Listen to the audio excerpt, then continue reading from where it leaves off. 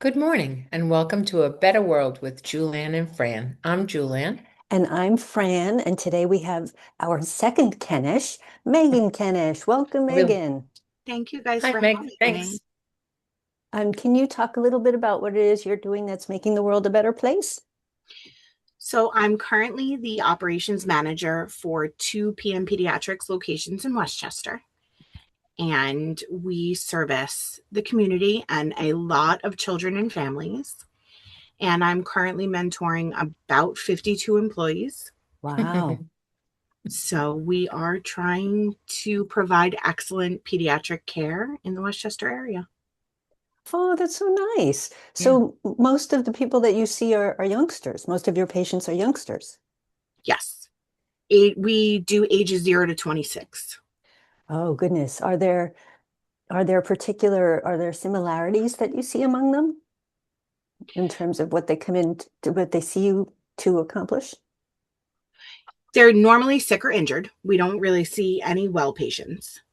So we are kind of the last stop before the ER.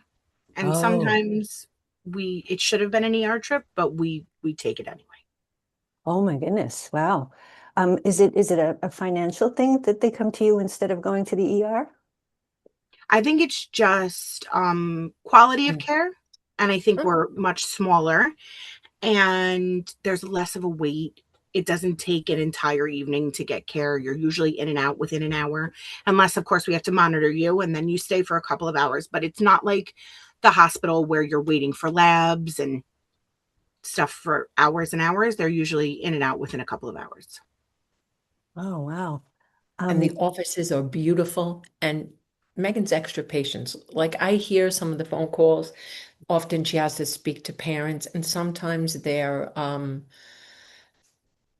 unhappy with something, just in general, they might have had a bad day or whatever. And she's so kind. And, I don't hear the whole thing. Of course, there's no names or anything like that, but I hear the way she deals with the parents and the staff, because, you have people that you're dealing with to fill shifts to work till midnight.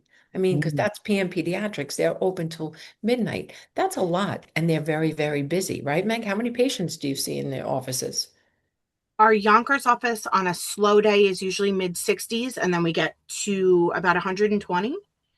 And Right. our Mamaroneck office is less busy, but I would say average, we see around 50 there a day. In our busy season, we can get up to 100.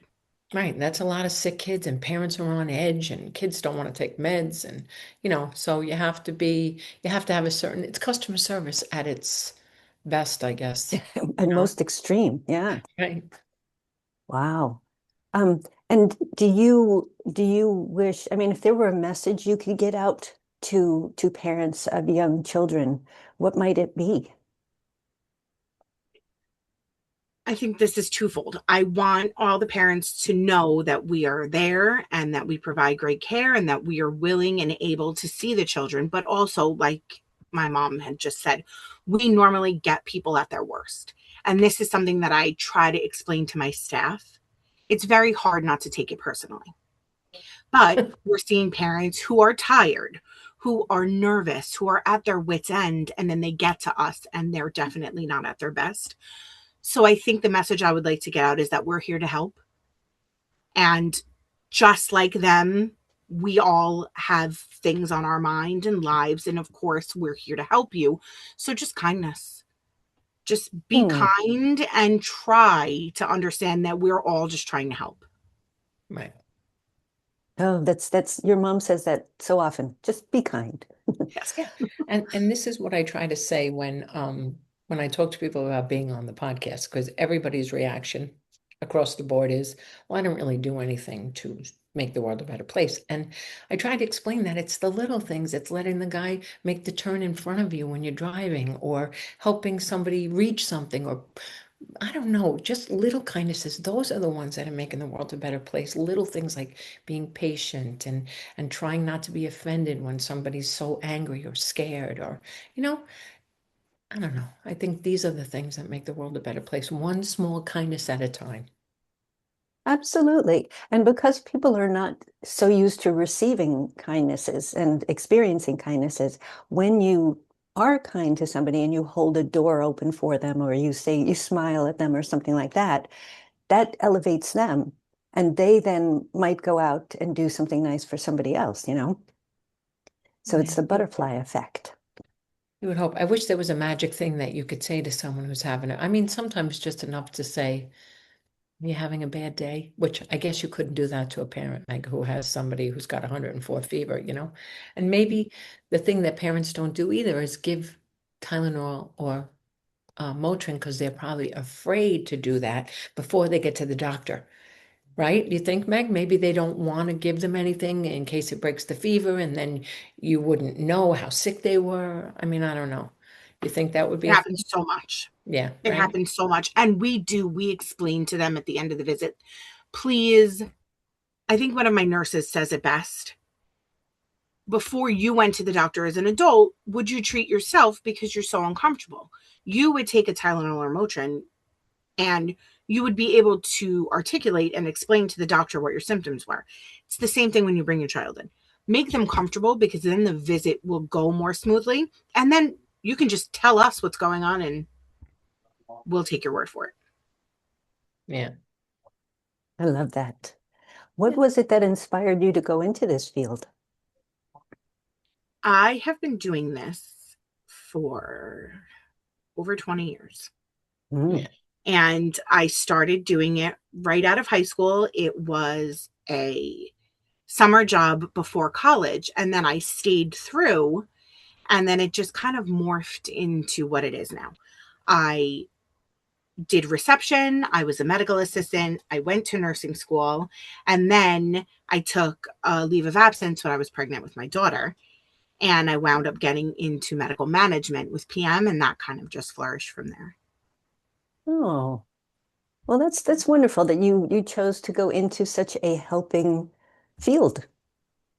That's All great. You three of must, us have done Yeah, yes, this. right. that's Mhm. wonderful. I mean, that's great. And I think your parents should be very proud of you all three, of the three of you, and of the way that they inspired you to be the kind of people that you are. Oh, Now, do great. you have any regrets for having made that decision? Depends on what day of the week we're talking. Um, I don't. I don't. I love what I do. I make jokes all the time that if the kids could bring themselves in, this would be the best job in the world. Because, like I've said, sometimes the parents aren't at their best, but it's just, I think it's really important to realize that it's not about you. And that's a hard thing for a lot of people to understand. It's not about you. No one is being mean to you because they don't like the person that you are. So once it's something I try to teach my staff. I think that's probably my biggest hurdle. But no, I don't have any regrets. Oh, that's beautiful. That's But great. don't you find even in real life you need to, if we could all do that or not Yeah. take it personally, like every time somebody says something, we say, well, you know what we do? We take things personally that we Mm-hmm. should try really not to. And then I think everybody will be much happier. Or you'll be really pissed off at the end that you just take everybody's crap. I mean, as a job, you have to do that, right? I know that when I worked at the gym, right? It was a high end, it was like an exclusive place, and a lot of the people were affluent, and sometimes they expected miracles, you know, and if they didn't get those miracles, then they were unhappy when they were just being a little bit, uh, it's a nice word for it. Their expectations were too high. You know what I mean? We were awesome, but you know, we're not magic. So, although One Motrin of my and Tylenol are magic, right? After little while. Motrin is incredible. It is, I think it is the greatest drug in the world. I really think it's an incredible drug. Kids are just completely different people after 20 minutes. Yeah. Wow, that's impressive. It Um, really is. yeah. Well, what you were saying earlier about the parents, if the kids could bring in themselves, it would be the best job in the world. Um, I'm not a mom myself, but I know anybody else who's had children, it makes you more vulnerable because but prior to having the children, you had to protect yourself and see to your own well-being. But now you have this whole other person who's separate from your body, and they're not going to be in your vision every moment of every day. And it's still your responsibility to make sure that they're safe and well at all times. Yeah, So, true. Yeah. And then I'm sure sometimes, I mean, as a parent myself, you might be second guessing yourself. Did you wait too long? Should you have brought them in yesterday? Why didn't you take them when they first started coughing? Now it's 3 days later and they have 100. You know what I mean? So you have that guilt and that, or maybe you're PO'd because your husband should have taken him because he was off and he didn't do it. And now you got to do it. You know what I mean? So you have that whole life situation that you're carrying around with you too, just like anybody in Target or we all have our baggage that we're carrying There's a while lot we're of in the wagon. there's a lot of that at work. It is the parents, especially when the kids are really not feeling well. And I think I see it most when the kids are injured. The mm, parents have a really, really hard time because sometimes we do have to put them in a papoose or one of us have to help hold them down because no child wants to get stitches. Right. So it's a lot of parent managing also because they have a really hard time. They feel guilty.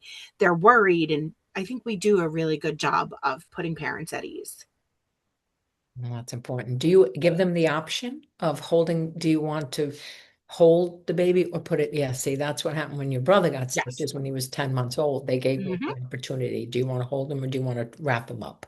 I'm like, no, it's okay. I'll hold him, but hold him You down. kind of know when the parent comes in, when you're first triaging a patient, you know if this parent is going to be helpful or if you really want them to leave. It's like the They first don't. couple of minutes, you know. I guess that's why you get kicked out of the OR, right? Or whatever, in the emergency room when you go in. They say, okay, you have to wait outside because you're so, your heart Emotionally hurts invested. too. Hmm. Exactly. Yeah. You want always the best. I don't know. yeah, and because we're all energy at a moment like that, the parents' energy that they're projecting is not going to be helping. It's going to be Right. all fear and worry, and maybe even, especially with an injury, maybe guilt.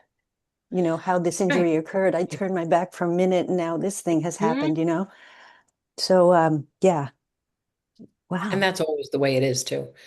Either you just turned your back or you booked a photography session. And then tomorrow morning, you're going to take your kids for the family picture, and everybody's wearing matching outfits or whatever. And then they fall and they get stitches because that's, they cut their eye or they whatever. It's always the way. I don't know why, but It is. yeah. But you know what? Like we said, if just people could be kind no matter what situation they're in, isn't it better to use that energy to try to calm the child? You know what I mean? Like instead of being so nervous and upset, imagine what the kid's going through. He's the one or she's the one that needs to have the Right. stitches. So if you can stay calm and talk to the kid, just like when you're in Target too, and your kid is laying on the ground because they want the whatever Stitch doll, and you're like, absolutely not. You try to redirect, which again is hard because really what you want to do is lift them by the arm and throw them into the back seat of the car, which you Right. don't do. But if you can redirect, right, in life. So maybe that's like deep breaths as an adult. Not everybody believes in that whole thing, but if you do it before you react, if you do a couple of breaths, maybe before you go into the office, you take a few breaths. Maybe you have a huddle in the morning We before do. you do. We Yeah. do. I was in Target this morning and I heard it come over the loudspeaker. Hmm. They have a huddle. But you know what? A lot of businesses don't talk about what the employees need to do to have a better day. It's more about the business, which is what happened where I worked. I was accused of caring more about the employees than I did about the business. But I feel like if you talk to your employees and say, look, it's going to be a great day. If you run into anyone who's having a bad day or they're being difficult, take a deep breath and whatever, call me and I'll come over and help. That's what I used to say. But you're not there all the time. So you do have a lead though, right? You have a lead I person do. who's better with people who I do. some people are really great at X and some people are really great at soothing or diffusing a situation, right? Absolutely. I have two really, really great leads, and then I have two not so great leads, but we're working on it. Right. But So I you have to mentor say them. that the girls who I would say not so great have incredible qualities that my great ones don't possess. Oh, So Right. it's just about, and I try to have them all lean on one another because one is great at something and the other is great at something else. And then they can teach one another. Right. And it builds the team Mm-hmm. because now you're in it together and I'm helping you instead of being, she's awful. She doesn't do this or this or this or this. And it's better to say, hey, I'm really good at that. Why don't I do this and you do that? And before we know it, it'll be midnight. We can get Mm. out. Changing the culture of my offices when I took them over was definitely my biggest hurdle because I manage like you.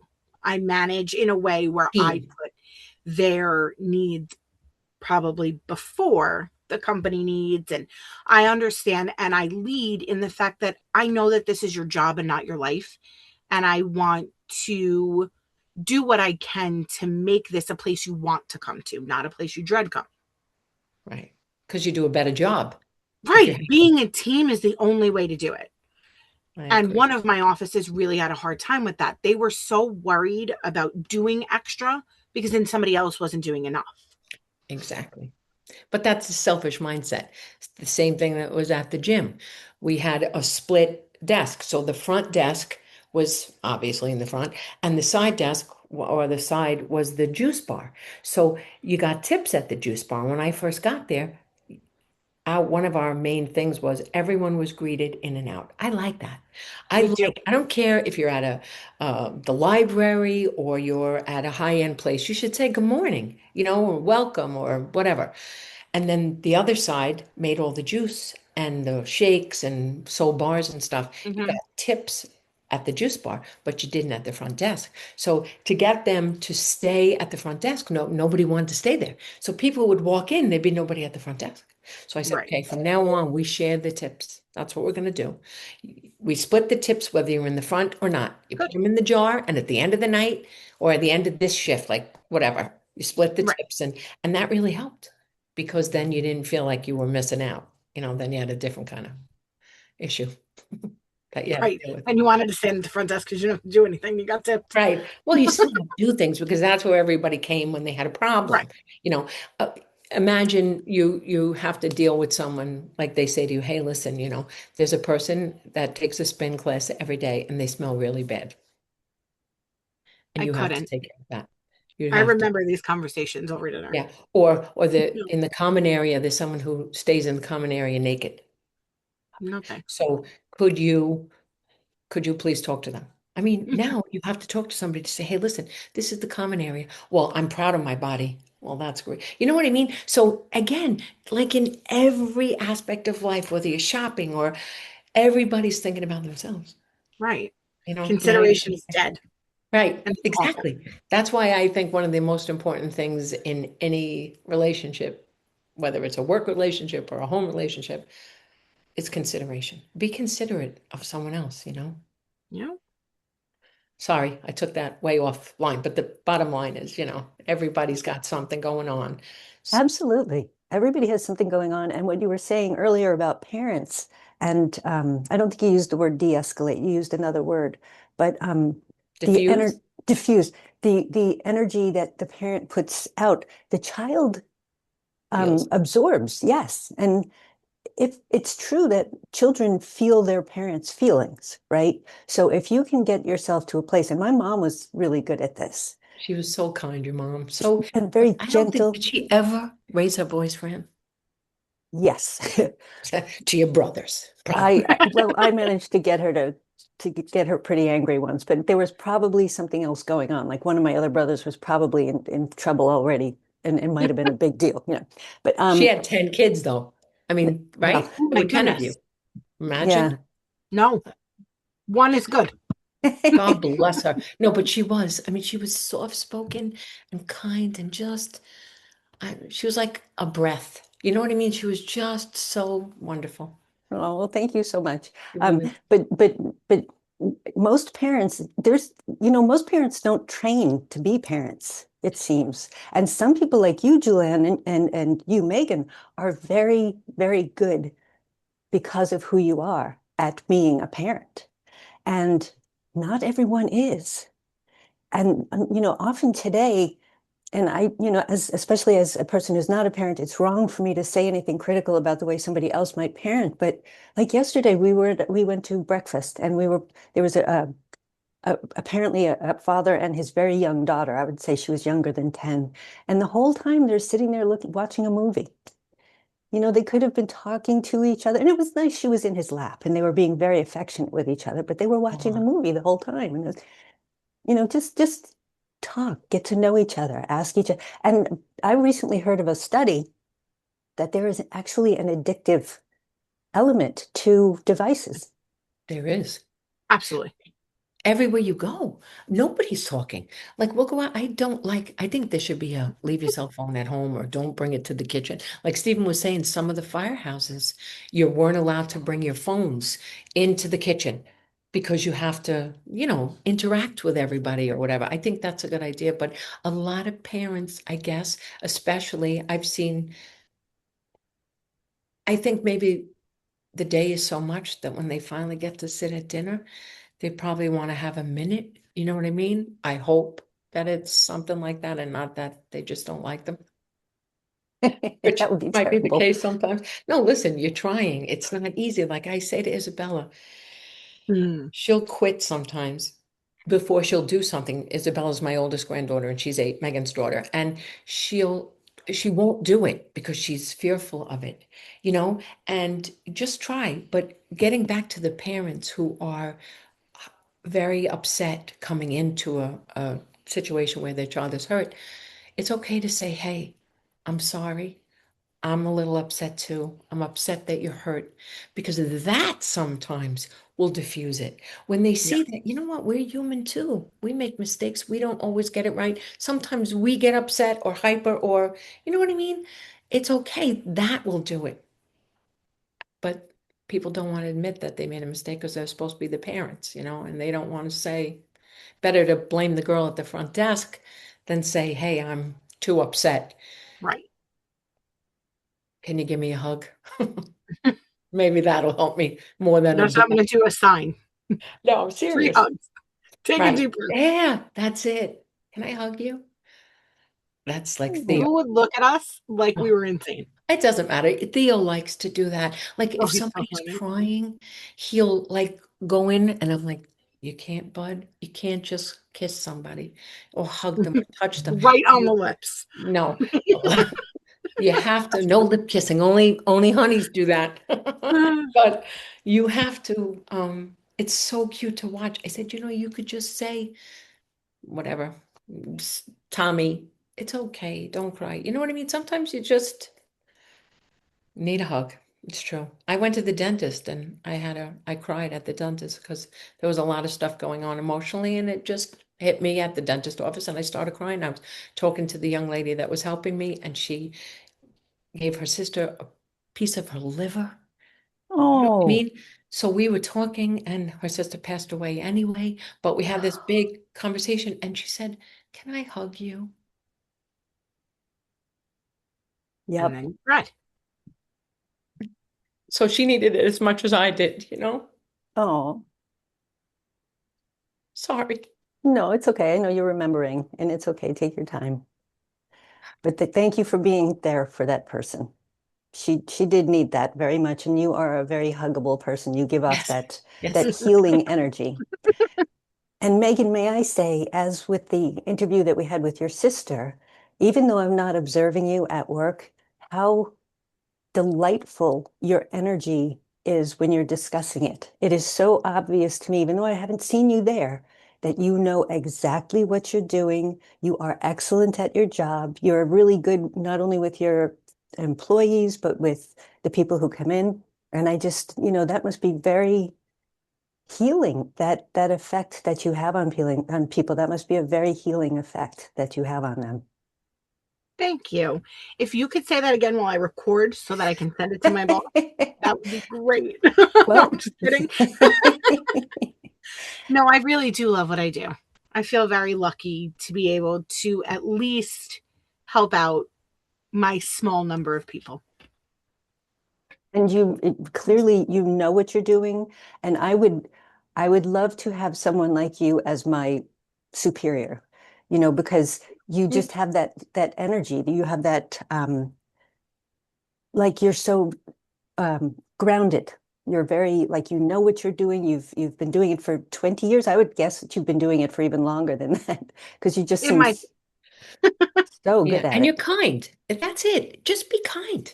Even if you don't always get it right. If you treat people with respect and you show them that you appreciate what they bring to the table, regardless of where they have weak points, find a good point and Mhm. and be positive about that and go forward. So thank you for all you do. Yes, Make the thank world a you. better place. We You appreciate guys. it. And you It's really are fun. making the world a much better place. Um, do you, how, let's say we had a parent who needed a place like yours. How do people go about researching? And maybe they're in your area, maybe they're not in your area. How do they go about researching to find a place like yours? So PM is actually nationwide. Oh, great. So we Cool. have right now, don't quote me, but I'm pretty sure it's 72 offices in 31 states. Wow, that's So great. honestly, our website, and you can just put in your own zip code and it'll show you the nearest PM. That's great. And they are. And They're really great. And they're such cool offices. They Like the really are two great. megas, the one that you're two like the one in Spring Valley, are they castles? No, I wanted a castle so much when we were redoing one of my offices, but I got shut down. Oh, I have Main Street, Mamaroneck. So that's the one that really needs to be redone. It doesn't really make sense much anymore because all of the decals had to get pulled. So we're working on a new theme for that one, but my Yonkers office is a jungle theme. sorry. oh, Oh, that's So cool. we have a giant giraffe when you first walk in, right by the front desk. We have a big zebra. We have birds hanging from the walls. It's really beautiful. Yeah, it's cool. oh, I mean, I've never seen anything when she started working in Spring Valley, excuse me, you walk in and there's like nights and the whole office is decorated like a castle. It's the coolest thing. So that helps too. And they have TVs for the kids and things for them to do. It's really a great place to go. We have snacks. We really try. We have ice pops and lollipops, and we really, really try Stickers. to make it a place where the kids aren't so scared. Right.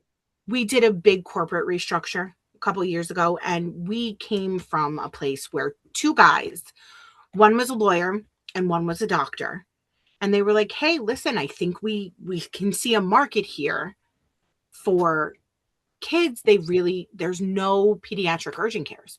So when we started, you know, we were the only ones. And then What? now we're a little bit more corporate, and that's hard because we came from like a family. It just Yeah. got big, and we're really trying to get back to that. Yeah. We It's want nice. them to have the same kind of care and experience, that it's really about the patient. Yeah. But what's great too is a lot of parents, their kids are at daycare or with a grandparent, maybe who can't take them to the doctor. They get home from work, they can go to a place. How many doctor's offices are open at 8 or 9 o'clock? That's a None. great thing. So keep up the good None. work. Thanks. I think my favorite part of it is the kid who wakes up at 9 o'clock at night screaming of ear pain, or when the kid falls at night and you don't have to go sit in the ER for 6 hours for Right. something that we can take care of in 45 minutes. And that's something that I really try to explain to my staff, because at the end of a 12-hour shift, I was having this conversation this morning before the podcast.